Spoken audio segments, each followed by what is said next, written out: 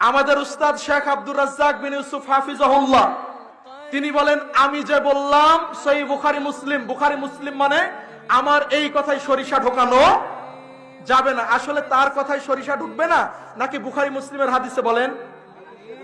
সাধারণ মানুষ যেটা বুঝে ওই আপনার হুজুর ওইটা বুঝে না।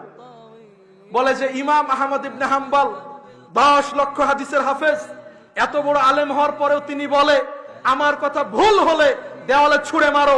আর কোথাকার এক মৌলানা আব্দুর রাজ্জাক বিন ইউসুফ, তার কথাই নাকি সরিষা ঢোকানো যাবে না। হুজুর, তোমার অন্তরে হয় হিংসা আছে, না হয় তোমার অন্তরে বক্রতা আছে।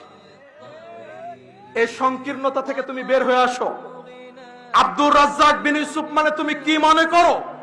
সারা বাংলাদেশ নয়, সারা পৃথিবীর বুকে আব্দুর রাজ্জাক বিন ইউসুফ এই দাওয়াতি ময়দানে একটা উজ্জ্বল নক্ষত্রের নাম।